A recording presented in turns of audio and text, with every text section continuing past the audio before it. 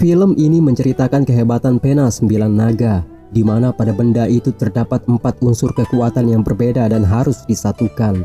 Selain itu, pena ini juga bisa membuka pintu gua misterius, yang di dalamnya terdapat kekuatan sihir dan Raja Iblis Laba-Laba.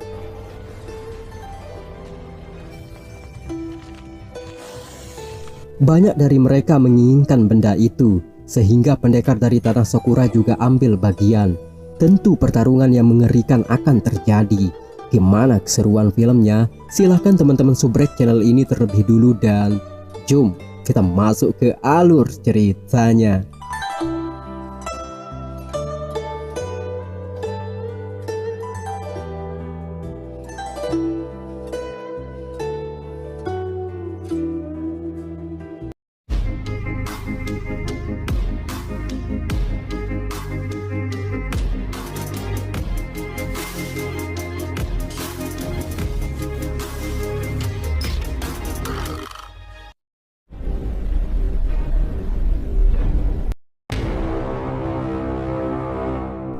Awal film dibuka dengan seorang anak perempuan yang terlihat bingung.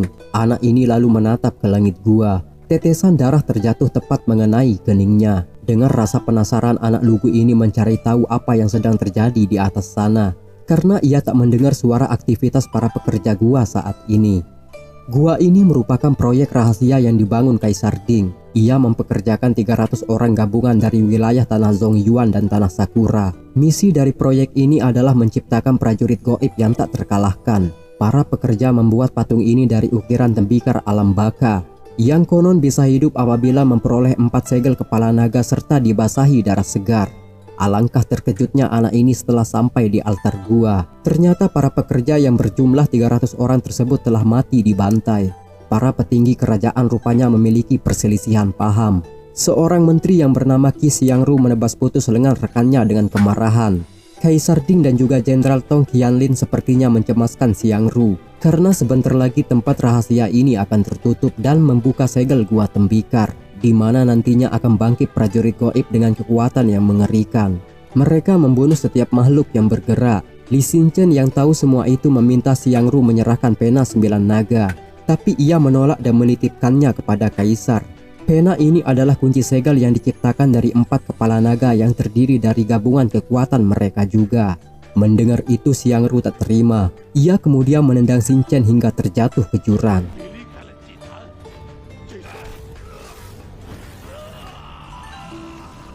Tampak darah mengalir dari potongan tangan Xinchen. Altar dan mulut gua tembikar menjadi aktif. Saat ini juga kemunculan prajurit goib telah tiba. Xiangru yang tahu bahaya besar akan datang dengan segera meminta Kaisar dan Jenderal Tong meninggalkan ruangan ini, karena ia akan menyegalnya. Tak lama kemudian patung-patung itu pun mulai hidup. Di sana juga terlihat monster laba-laba dengan tubuh setengah manusia memimpin prajurit goib. Mereka menggunakan kekuatan besar menyerang Xiangru. Xiangru juga telah bersiap. Ia sepertinya akan menyerang menggunakan benda mustika.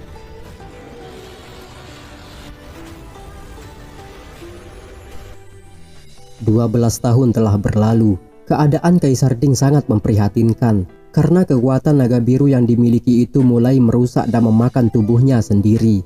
Semua ini memiliki keterkaitan dengan pena 9 naga. Pena ini memiliki 4 unsur kekuatan yang berasal dari 4 pendekar hebat. Salah satunya kekuatan itu dimiliki oleh Kaisar. Putra Kaisar tak mengerti dengan apa yang menimpa ayahnya. Ia juga menanyakan hal itu pada tabib istana. Tapi anehnya lagi, para tabib tak berani membicarakan hal ini.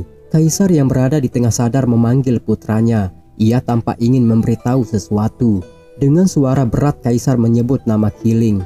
Kemungkinan orang inilah jawaban dari segel pena 9 naga tersebut. Scene lalu berpindah di ruangan tahanan kerajaan. Di sana seorang tahanan berbadan gembul terlihat rakus memakan paha ayam yang disajikan. Makanan lezat ini jarang dibagikan. Salah satu tahanan kemudian berpendapat, jika makanan yang berupa daging itu merupakan pertanda kematian akan segera datang bagi yang mengkonsumsinya.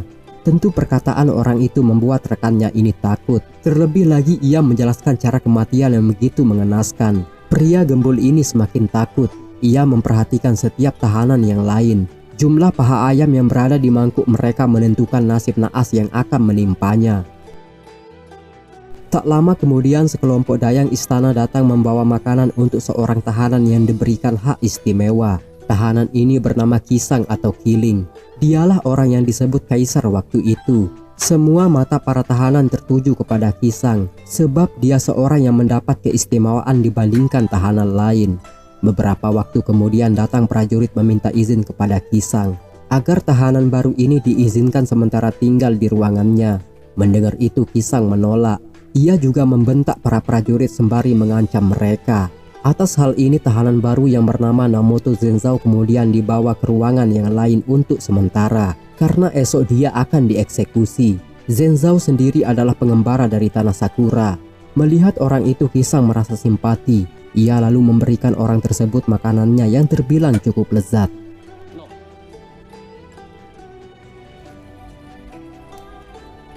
Atas tindakannya itu pria gembul tak terima. Ia iri kepada Kisang karena mendapat hak istimewa. Pria itu kemudian memprovokasi tahanan lain sehingga terjadi keributan. Kisang yang mendengar itu dengan santai membuka ruangannya yang digembok. Tindakannya ini membuat tahanan yang lain terdiam. Ia lalu bersuara lantang membocorkan kesalahan-kesalahan di antara mereka. Tampak dia tahu setiap aib para tahanan di sini. Di antara tahanan itu juga terlihat takut kepada Kisang. Mereka semua tak berani bicara. Suasana di ruangan ini sejenak berubah menjadi senyap. Tapi tiba-tiba salah satu pintu tahanan terlempar dan hampir mengenai Kisang. Rupanya itu dilakukan oleh pria gembul. Tampak dia marah dan ingin menghajar Kisang. Di saat itu Kisang terlihat tenang. Ia sama sekali tak takut meski tubuhnya kurus dan tak memiliki keahlian bela diri. Yang lebih gila lagi, ia justru berani menampar pemuda itu berkali-kali. Rupanya kesabaran pemuda gembul ini memuncak ke ujung rambutnya. Ia lalu mengeluarkan tinjunya yang telah ditahan. Tapi ternyata serangannya dihalangi oleh Zenzao. Pemuda itu sendiri dihajar olehnya. Terlihat Zenzao seorang pendekar hebat yang menguasai jurus Iga.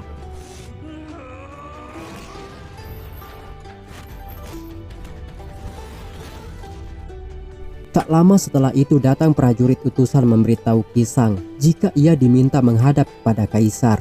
Setelah sampai di aula istana, seorang ajudan melapor kepada putra kaisar jika inilah orang yang bernama Kiling yang pernah kaisar sebut waktu itu. Secara langsung putra kaisar menuduh Kisang kalau penyakit raja selama ini tentu berkaitan dengan dirinya. Kisang yang mendengar tuduhan itu hanya merespon dengan tak serius karena semua orang tahu bahwa dia dikurung dalam tahanan selama 12 tahun. Mana mungkin bisa mencelakai seseorang. Putra kaisar menanggapi itu dengan marah. Ia juga berkata, jika bukan karena kebaikan ayahnya, mana mungkin Kisang bisa bebas dari penjara saat ini. Perkataan putra kaisar barusan mulai memancing amarahnya. Perlahan Kisang memintanya agar bersikap lebih sopan. Di sini Kisang akhirnya mengungkapkan penderitaan keluarganya atas hukuman yang diberi kaisar terhadap sang ayah waktu itu. Kaisar menghukum mati ayah Kisang tanpa bukti yang kuat, lalu memenjarakan semua keluarga Qi hingga puluhan tahun lamanya. Tentu kebijakan ini sama sekali tak adil baginya.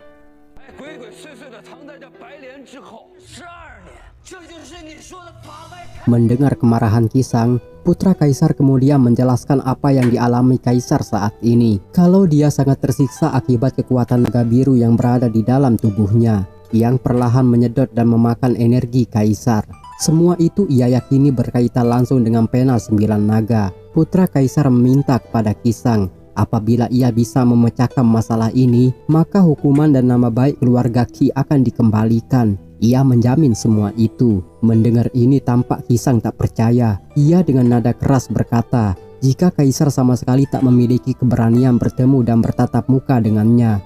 Kaisar yang mendengar kemudian membalas anggapannya itu. Sebenarnya kaisar tak mau menunjukkan diri disebabkan kondisinya yang terlalu jauh berbeda. Perlahan tabir yang menutup terbuka. Kaisar berjalan sambil menceritakan kejadian di masa lalu. Kala itu ayah Kisang dihukum mati karena kesalahannya telah membunuh 300 orang pekerja patung gaib, meski ia telah berjasa menyelamatkan nyawa kaisar. Pandangan publik waktu itu mengharuskannya dihukum hingga merembet kepada semua keluarga Qi. Sempat Kisang yang mendengar itu tak percaya. Ia meminta bukti nyata atas kesalahan sang ayah. Ternyata Kisang merupakan putra dari Qi Xiangru, orang yang menyegel gua tembikar alam baka waktu itu. Perkataan Kisang tadi membuat kaisar menjadi marah. Ia meminta Kisang menyelidiki kebenaran ini menggunakan pena 9 naga, yang dimana rahasia besar terdapat di dalam pena tersebut.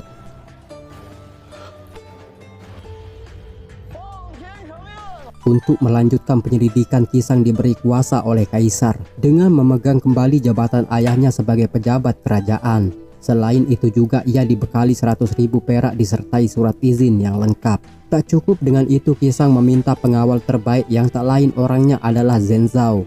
Semua permintaan Kisang ini disetujui. Zhenzhao sendiri sangat berterima kasih atas kepercayaan yang diberikan oleh Kisang. Namun di saat itu Kisang meminta Zhenzhao membuktikan kesetiaan dengan cara dia harus menusuk tubuhnya sendiri dengan pedang yang dibawa. Tanpa pikir panjang, Zhenzhao menuruti dan hendak mencelakai dirinya. Melihat itu Kisang percaya kalau kesetiaan orang ini bukanlah sekedar kata-kata.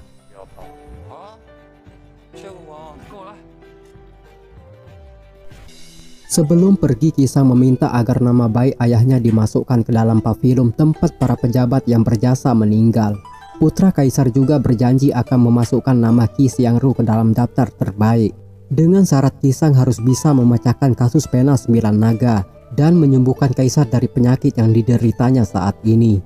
Akan tetapi jika ia gagal dalam batas waktu yang telah ditentukan, maka seluruh kerabatnya yang bersangkutan akan dipenggal. Mendengar itu Kisang berjanji sambil memegang batu giok pemberian ayahnya dulu. Kali ini ia akan mewujudkan cita-cita yang diharapkan sang ayah kalau dia akan menjadi menteri kerajaan.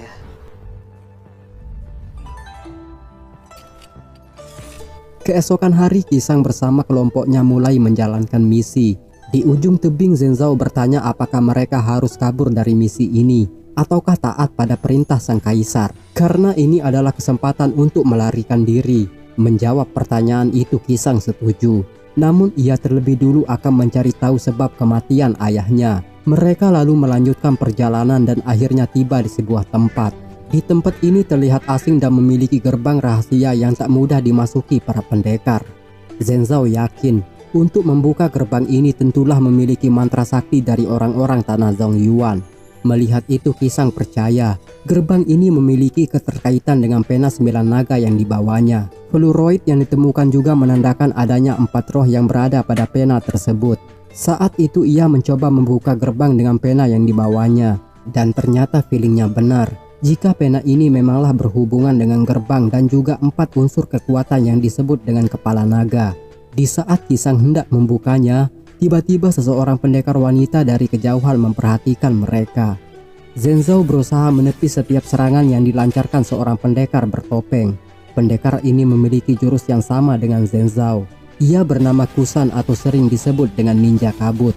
Rupanya dia juga menginginkan pena yang dibawa Kisang.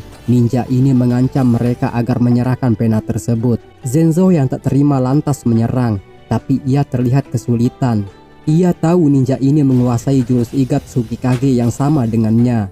Zhenzhao tak menyerah dan terus menyerang.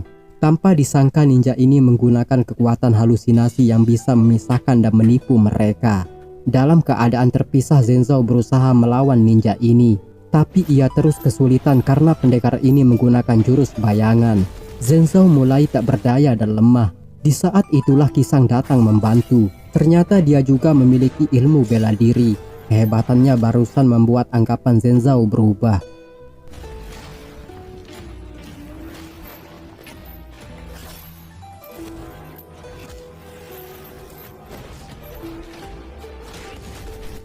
Ninja ini terus menyerang Kisang dengan jurus bayangan. Terlihat Kisang tahu kelemahan dari jurus tersebut. Ia juga dengan mudah mengalahkannya sampai ninja ini benar-benar mengakui kehebatan Kisang.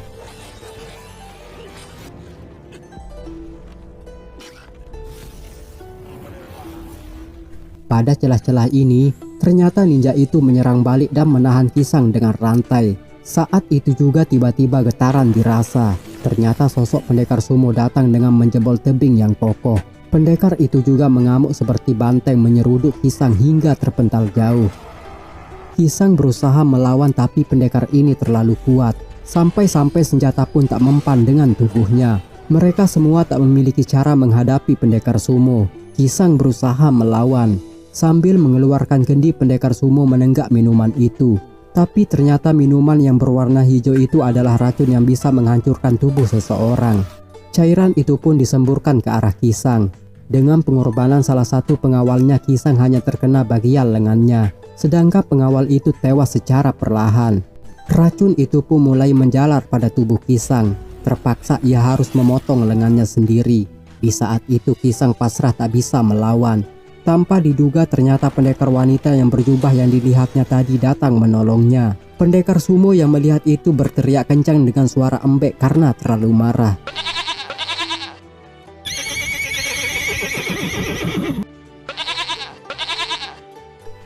Di antara sadar, Kisang teringat waktu ayahnya berpesan agar setiap permasalahan harus diselesaikan dengan teliti.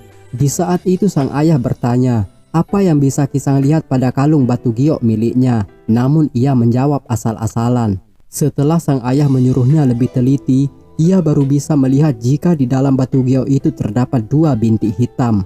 Dari sini sang ayah mengingatkan, jika apa yang tampak indah dari luar belum tentu di dalamnya seperti itu. Tak lama kemudian Kisang mulai sadar dan mendapatkan tubuhnya tergantung dalam posisi terikat terbalik. Ia juga mendengar seseorang yang membicarakannya. Orang ini sama seperti Kisang tak memiliki salah satu lengan tangan. Ternyata orang itu adalah ayah angkat pendekar wanita yang menolongnya. Orang tua itu ingin memberikan Kisang lengan palsu yang digunakannya saat ini. Namun tindakannya itu tampak dicegah sang anak. Kisang dalam keadaan lemah mencoba melihat ke arah mereka. Tapi sisa racun yang ada di dalam tubuhnya keluar dan membuatnya kembali tak menyadarkan diri.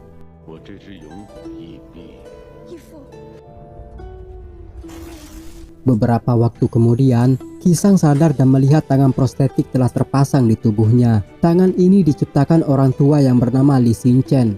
Kebetulan juga lengan orang tua ini terputus. Dia rela melepaskan tangan itu demi membantu Kisang yang dianggap anak temannya di masa lalu.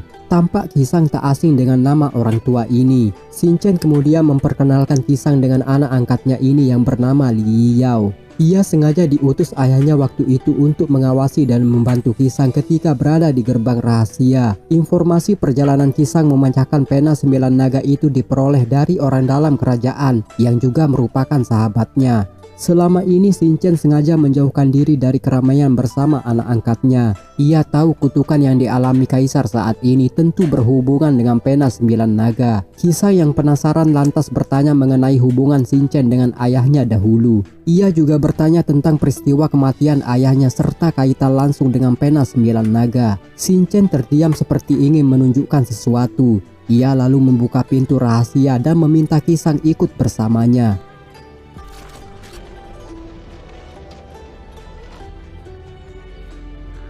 Di tempat lain, terlihat pendekar sumo melapor atas kegagalannya membunuh Kisang dan merebut pena 9 naga. Ternyata otak licik dari semua ini adalah putra kaisar sendiri. Ia sengaja menyebab Kisang dan kelompoknya agar menghilang setelah mendapatkan pena tersebut. Ia tak ingin Kisang berhasil mendapatkan petunjuk untuk menyatukan 4 unsur kekuatan yang ada pada pena 9 naga. Pena ini bisa menyembuhkan kaisar dan membuka segel gerbang gua tembikar apabila keempat unsur tersebut disatukan. Dari itu, putra kaisar takut ayahnya akan sembuh. Tentu keinginannya mengambil alih kekuasaan akan gagal. Ia memerintahkan pendekar sumo untuk menghabisi Kisang dan menggagalkan rencananya. Selain itu, pena 9 naga juga harus direbutnya, meski nyawa dipertaruhkan. Mendengar itu, pendekar sumo siap menjalankan tugas, walau ninja kabut yang merupakan rekannya telah mati. Ini juga merupakan kesempatan terakhir baginya.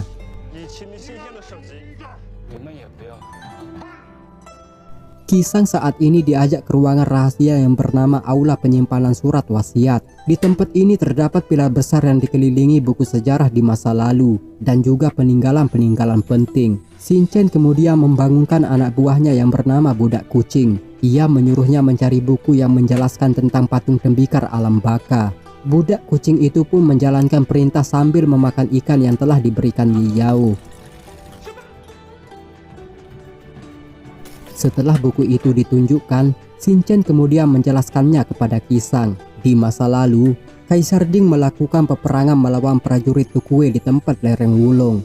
Saat itu juga Shinchan diperintahkan kaisar untuk memimpin pembuatan patung tembikar, di mana patung yang dibuat itu sangat kuat dan kebal dengan senjata apapun. Akhir peperangan kaisar dan pasukan Yam berhasil mengalahkan prajurit Tukue.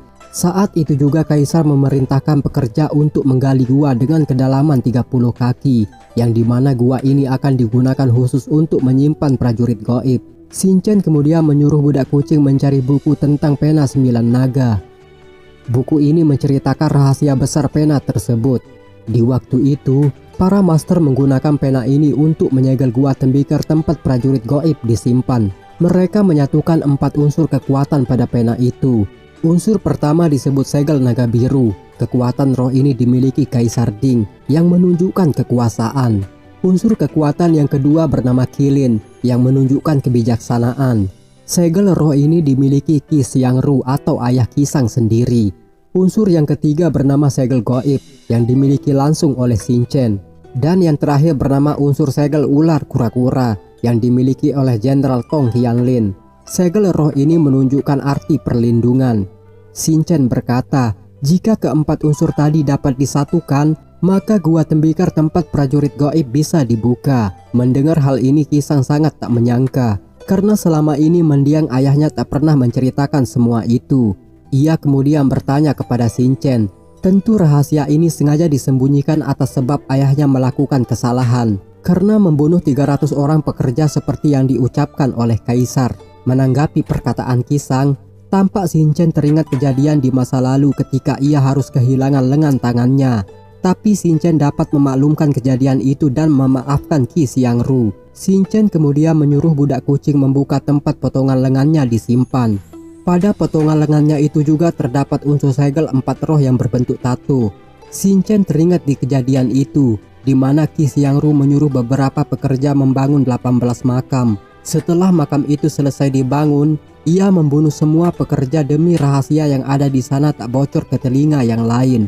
Altar tempat itu pun dipenuhi darah para pekerja. Sehingga patung gaib itu kemudian bangkit. Shinchan yang kebetulan di sana mencoba menghentikan Qi Xiangru, tapi naas, ia kalah dan tangannya terpotong. Mendengar itu Kisang sempat tak percaya dengan perilaku ayahnya waktu itu. Yi Yao lalu meyakinkan sembari menampakkan kejengkelannya. Singkat cerita, Shinchan kemudian mengambil segel gaib yang ada pada tato lengannya tersebut. Kini 2 unsur segel telah diperoleh dan disimpan pada pena 9 naga. Shinchan meminta Kisang menemukan 2 unsur segel lagi untuk membuka gua tembikar dan menghancurkan semua prajurit itu. Dengan demikian, sang kaisar akan tertolong. Tentu ancaman besar juga akan sirna. Selain itu, Shinchan juga menjelaskan kehebatan tangan tiruan yang dibuatnya itu, yang konon kebal dengan senjata dan api. Dari itu, Kisang harus menggunakannya dengan bijak, bisa melindungi kaisar dan seluruh makhluk hidup yang ada. Ia kemudian berterima kasih dengan kebaikan Shinchan. Tapi Kisang sedikit bingung harus menemukan 2 unsur roh sebagai pelengkap 2 unsur yang telah berada pada pena 9 naga. Saat itu Shinchan ingin memberitahu Kisang, tapi tak disangka anak panah tepat mengenainya. Ternyata serangan itu dilakukan oleh pendekar sumo. Pada detik-detik kematiannya, Shinchan meminta agar Kisang dan Yi Yao bekerja sama. Di saat itu juga pendekar sumo ingin melakukan serangan panah beracun. Tak tinggal diam, Yi Yao kemudian bangkit menghadapinya.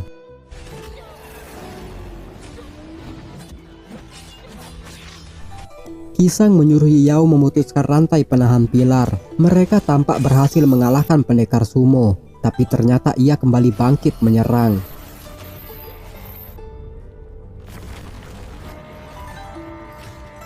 Di saat seperti ini, Kisang mengambil kesempatan menuangkan minuman racun ke dalam tubuh pendekar sumo. Dengan seketika juga ia mati dengan racunnya sendiri.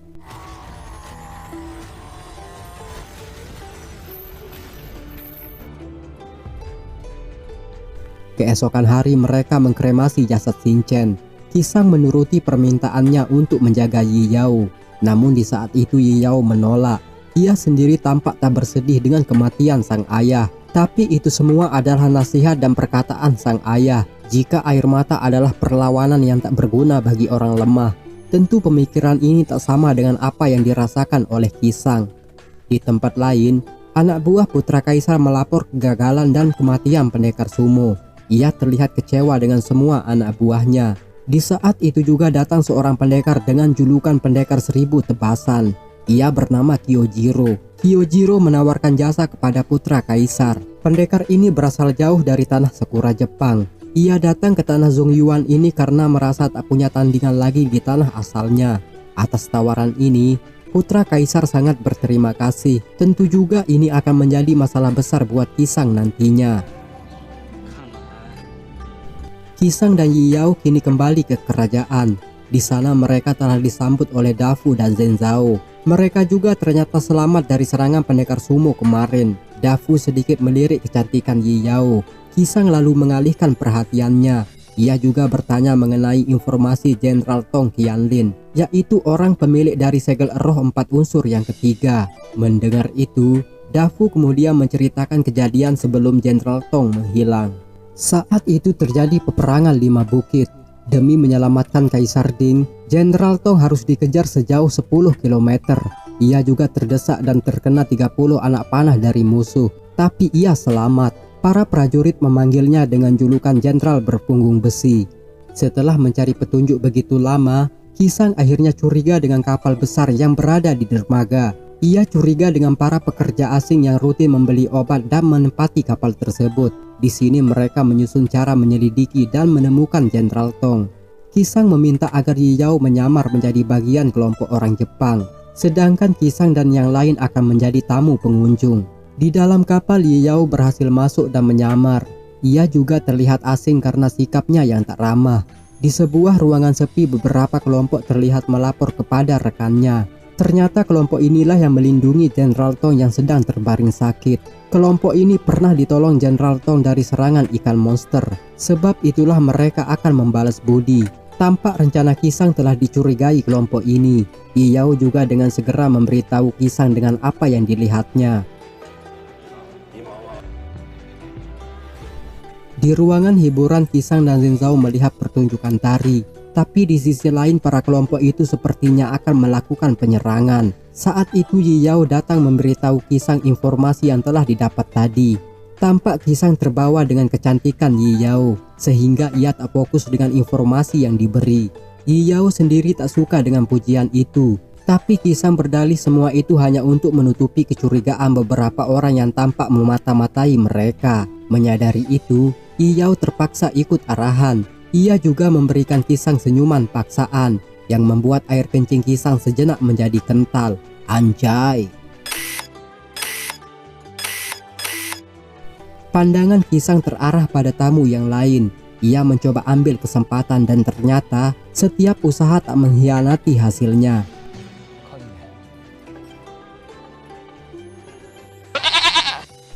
Melihat ini semua orang menjadi panik. Di saat itulah kelompok yang tadi menyerang mereka. Tapi tak disangka, pendekar 1000 tebasan datang menghalangi. Ia juga melepaskan kelompok ini karena kesamaan berasal dari Jepang.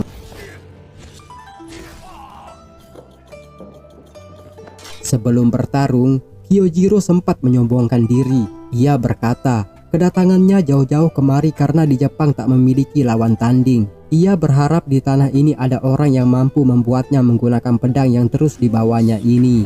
Mendengar itu Yiyao tak terima. Ia kemudian menyerang.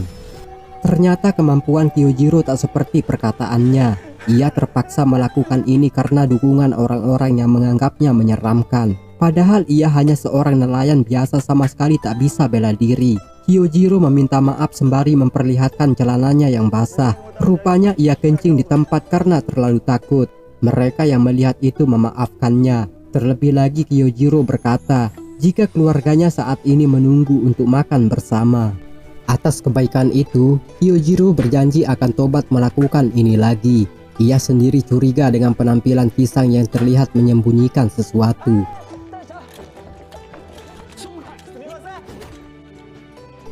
Di tempat lain juga, kelompok yang ingin menyerang mereka tampak meminta maaf atas kelancangannya. Di sini Kisang tahu orang yang dilindungi mereka tak lain adalah Jenderal Tong Qianlin. Ia juga meminta dipertemukan dengannya. Tak ada pilihan, ketua kelompok ini kemudian membawa mereka menjumpai Jenderal Tong yang terbaring sakit.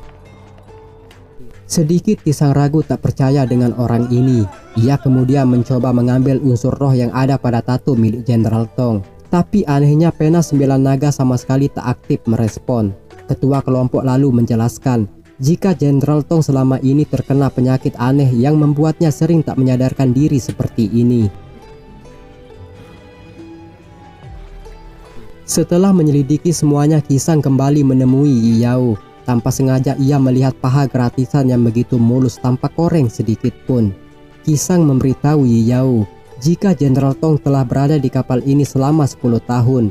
Namun pengakuan anak buah Jenderal Tong ini membuat rasa keraguan pada hati Kisang.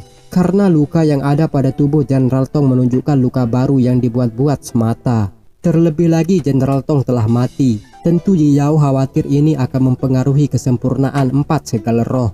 Mendengar kata luka, Yi Yao jadi teringat dengan masa di mana ia bersama ayah kandungnya.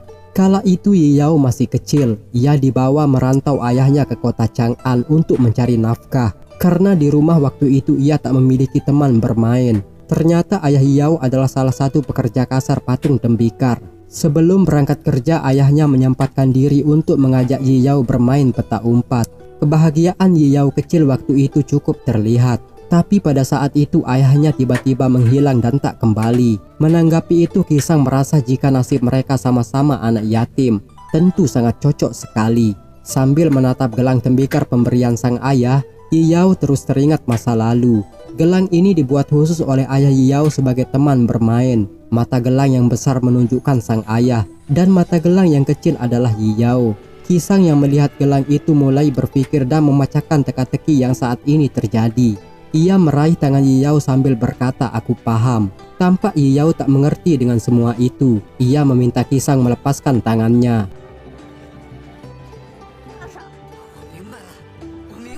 Di ruangan lain, salah satu anak buah Jenderal Tong terlihat membersihkan bekas berbaringnya sang jenderal. Di sana Kisang dan Yi Yao juga telah tiba. Ia curiga dengan sikap orang ini yang begitu gesit. Mengetahui mereka ada di sana, orang ini lalu memberitahu hal yang sebenarnya. Jika Jenderal Tong telah meninggal dikarenakan penyakit kutukan. Dari itu ia harus membersihkan tempat tersebut untuk mengantisipasi hal yang buruk. Di sini Kisang menginterogasi orang ini dengan kejadian aneh yang pernah dilakukan saat Kyojiro memukul punggungnya dan menghasilkan suara besi. Begitu juga dengan kompas yang terus mengarah kepadanya. Dikarenakan ada magnet khusus pada tubuh Jenderal Tong. Tak ada alasan lagi, orang ini akhirnya mengaku jika dialah Jenderal Tong tersebut. Ia juga salut dengan kecerdikan Kisang yang mewariskan kepintaran sang ayah. Tibalah saatnya Kisang akan menyatukan segel roh itu. 3 kekuatan ini pun berhasil disatukan. Sebenarnya Jenderal Tong sangat menderita dengan penyakit yang ada di dalam tubuhnya dan hanya bisa diobati dengan pena 9 naga. Tapi ia sengaja menghindar agar pena tersebut tak jatuh pada tangan yang salah. Keberadaan Kisang kali ini membuktikan kebenaran telah dimulai. Ia lalu menyuruh Kisang pergi menyelamatkan Kaisar Ding dan menuju altar tempat patung gaib berada. Patung itu harus dihancurkan terlebih dulu. Mereka akan mencari satu lagi kekuatan segel yang tak lain milik ayahnya Kisang, guna menyempurnakan kekuatan pena 9 naga. Di saat itu, tiba-tiba Jenderal Tong mendapat serangan. Ternyata semua itu dilakukan Yi Yao. Kisang terkejut melihatnya, begitu juga dengan para pelayan kapal. Secara tak sengaja lilin yang dibawa terjatuh mengakibatkan kebakaran hebat. Kepanikan orang-orang terlihat. Dapu dan Zhenzhou juga sadar telah terjadi sesuatu pada Kisang. Rupanya Yi Yao mengkhianati Kisang. Ia juga melanjutkan ceritanya waktu itu. Jika sebenarnya di saat ayah Yi Yao menghilang, Yi Yao kecil berusaha mencari sang ayah hingga sampai di altar gua. Hal yang tak terbayangkan terjadi. Di sana ia melihat ayahnya telah mati bersama 300 pekerja lainnya. Mereka dibunuh oleh ayah Kisang. Kemarahan Yi Yao kepada Kisang sendiri terlihat akibat kesalahan ayahnya di masa lalu. Lengan buatan yang digunakan Kisang juga tampak mengunci pergerakannya. Rupanya tangan palsu itu sengaja dibuat untuk mencelakai Kisang. Di sini diketahui kalau Yi Yao bersama ayah angkatnya ternyata menjebak Kisang. Pertarungan pun kembali terjadi. Kisang berhasil menghindari setiap serangan yang diberikan Yi Yao. Di saat itu terlihat gelang yang digunakan Yi Yao terjatuh. Kapal yang ditempati ini pun mulai tenggelam di lalap api. Di saat yang seperti ini, Kisang malah merelakan diri sebagai pelindung demi menyelamatkan wanita ini.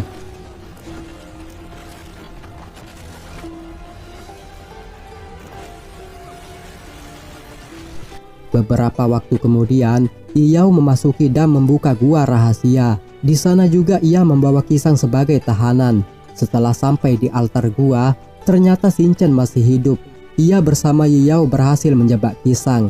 Shin-chan menjelaskan penderitaan setelah lengannya terputus. Begitu juga dengan kejadian masa lampau yang mengenai patung tembikar goib. Tampak Kisang terkunci dengan tangan buatan Shin-chan. Ia tak berdaya melawan.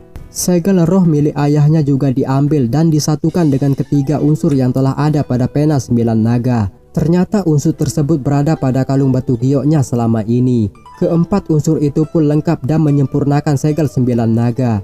Kini Shin-chan akan menunjukkan kehebatan dari patung goib yang berada di gua khusus. Pena itu pun digunakan membuka segel gua. Patung prajurit goib itu pun terlihat. Shin-chan menyuruh Yiyao melukai Kisang agar tetesan darahnya itu bisa mengaktifkan patung prajurit tersebut. Tanpa pikir lama, Yiyao memberi Kisang permintaan terakhir. Kisang kemudian menyuruh Yiyao mendekat dan menempatkan tangannya di atas dada. Yiyao yang mendengar itu lantas marah dan langsung menikamnya. Gelang milik Yiyao itu pun terjatuh. Ternyata Kisang menyimpannya dengan baik semenjak terlepas saat pertarungan mereka di kapal waktu itu. Yiyao yang melihatnya tak menyangka Kisang akan sebaik ini. Ia merasa menyesal. Di sini Kisang berpesan agar Yiyao tak menghilang lagi. Ia juga mengingatkan benda berharga ini adalah satu-satunya barang peninggalan ayahnya. Sungguh penyesalan Yiyao semakin terlihat. Darah yang mengalir dari tubuh Kisang membasahi altar ini, sehingga segel mulai aktif dan akan menghidupkan prajurit goib yang ada. Yiyao berusaha menyadarkan Kisang, tapi saat itu Shin-chan justru melempar tubuhnya dengan kekuatan tinggi. Tak berselang lama, Zenzao bersama prajurit lainnya datang. Shin-chan yang melihat mereka senang karena kesempatan ini bisa digunakan untuk menguji kekuatan dari prajurit goibnya. Di sana juga terlihat Jenderal Tong muncul di belakang Zenzao. Ia rupanya masih selamat. Dengan kemarahan, Jenderal Tong membongkar kebusukan Shin-chan di masa lalu. Ternyata di balik pembunuhan 300 prajurit itu rupanya ulah dari dia sendiri. Qi Xiangru yang mengetahui itu dengan kemampuannya menyegel patung goib dan menitipkan pena 9 naga pada Kaisar Ding agar kekuatan besar itu tak jatuh di tangan Shin-chan yang jahat. Mendengar kebenaran ini, Yiyao masih tak terima jika orang yang membesarkan dan melatihnya selama ini rupanya pembunuh dari ayahnya sendiri. Ia kemudian mencoba memperjelas kebenaran tersebut, tapi Shin-chan malah mencelakai. Ia juga mengakui perbuatannya itu. Terlihat Yiyao terluka parah. Shin-chan dengan segera membacakan mantra sakti. Lengan dewanya juga melengkapi setiap jurus pemanggil kekuatan goib. Para prajurit goib itu pun keluar dari 2 lubang kekuatan magis. Pertarungan pun terjadi. Di saat seperti ini, jiwa pejuang Jenderal Tong mulai bangkit. Dalam kondisi lemah, ia ingin membuktikan arti pengorbanannya. Tapi saat itu prajurit pengawal meminta agar Jenderal Tong sebaiknya sembunyi dulu. Mendengar ini, Jenderal Tong semakin marah. Ia terus memaksakan diri menyerang karena jiwa kesatrianya telah diakui langit dan bumi. Di saat itu, ia melihat betapa beringasnya prajurit goib yang membunuh anak buahnya. Dengan seketika nyali yang tadinya besar berubah menciut. Ia kemudian meminta prajurit pengawal untuk membawanya bersembunyi terlebih dulu. Di celah pertarungan itu, Yiyao tersadar. Ia lalu menghampiri Kisang yang masih terkapar. Selain itu juga Yiyao berusaha menyadarkan Kisang dengan tetesan darah tangannya. Di samping itu, Jenderal Tong mencoba menyerang Shin-chan, tapi tindakan mereka diketahui. Shin-chan lalu melakukan serangan balik menggunakan prajurit goib. Tampak Jenderal Tong panik dan harus digendong.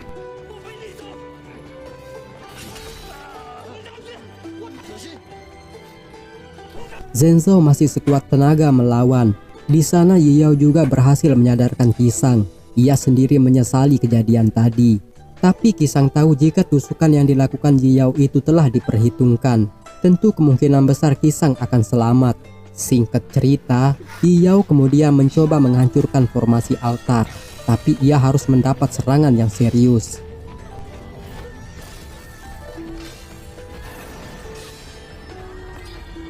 Setelah berhasil menghancurkan formasi itu, Yiyao akhirnya ditahan oleh Xinchen. Kali ini ia akan dijadikan persembahan.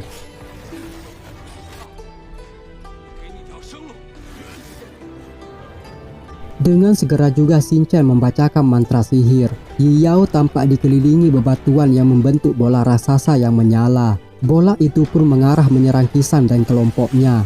Dari reruntuhan bola sakti itu keluar Raja Iblis setengah laba-laba yang membawa kapak besar. Xinchen lalu memerintahkan agar menghabisi mereka semua. Tapi karena gelang milik Yiyao itu masih ada di tangan Raja Iblis, ia justru menyerang tuannya.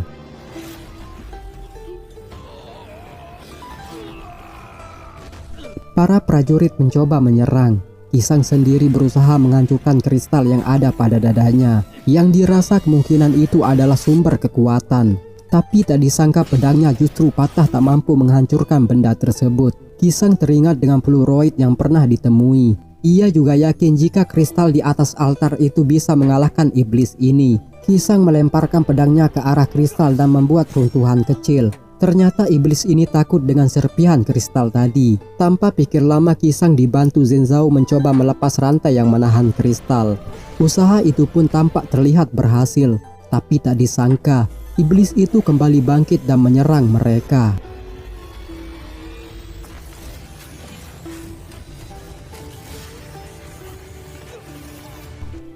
Kini mereka dalam kesulitan tak bisa berbuat apa-apa. Qixang menatapi kalung batu giok pemberian ayahnya juga telah hancur. Ia kemudian mengambil kristal kecil yang tersembunyi di dalamnya. Qixang mulai memahami nasihat sang ayah, jika setiap yang nampak itu memiliki rahasia tersendiri. Ia lalu menyatukan kristal itu dengan pedangnya. Terlihat kekuatan itu menyatu. Qixang mencoba mengarahkan serangannya tepat mengenai kristal iblis itu. Ia pun berhasil masuk ke dalamnya dan menemukan Yiyao yang tersegel dengan kekuatan jahat. Qixang berusaha menyadarkannya. Ia juga bertekad menyelamatkan Yiyao. Tapi semua itu tak mudah, karena untuk melenyapkan kekuatan iblis ini, Yiyao harus mengorbankan dirinya sendiri. Mendengar itu Qixang tak terima. Ia terus mencoba menyelamatkan Yiyao yang mulai terbawa kekuatan jahat. Di sini Yiyao pasrah dengan nasibnya. Ia berusaha memeluk Qixang dengan kuatnya.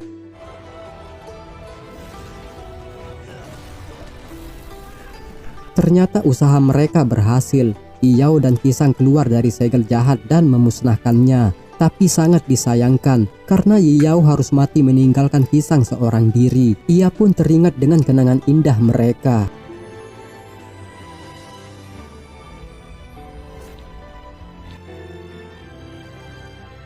Di saat itu Xinchen bangkit dengan memegang segel pena 9 naga. Tampak ia memiliki kekuatan cadangan untuk memanggil setiap pendekar sakti. Pendekar yang dipanggilnya itu pun datang di balik gerbang rahasia. Tentu saat ini mereka akan terancam. Tapi tak disangka, pendekar utusan Xinchen itu adalah Kyojiro, pendekar palsu dengan julukan 1000 tebasan. Kyojiro saat itu panik melihat Zhenzhou di sana. Ia kemudian pergi begitu saja meninggalkan tuannya. Xinchen tak menyangka pendekar yang dipanggilnya itu adalah seorang pecundang. Ia kemudian tewas dengan rasa penasaran. Atas jasanya telah menyelamatkan sang kaisar, Qixang diberi hadiah dengan dikabulkannya 3 permintaan. Menjadi menteri menggantikan ayahnya, membersihkan setiap tuduhan yang mencoreng nama baik sang ayah, serta membebaskan Qixang untuk berkelana kemanapun ia mau. Mendengar semua itu, kaisar sempat menolak, tapi ternyata semua itu adalah candaannya. Keinginan Qixang ini telah dikabulkan. Semua orang yang mendengar itu sangat senang, terlebih lagi Jenderal Tong. Ia terlalu senang sampai-sampai terjungkir dari kursi roda dan puluhan anak tangga. Keesokan hari, Qixang, Zhenzhou dan Dafu akan memulai perjalanan. Sebelum itu Qixang menatapi gelang milik Yiyao. Sejenak ia teringat dengan gadis itu. Mereka kemudian melanjutkan perjalanan ke arah matahari jingga. Tiba-tiba film pun selesai.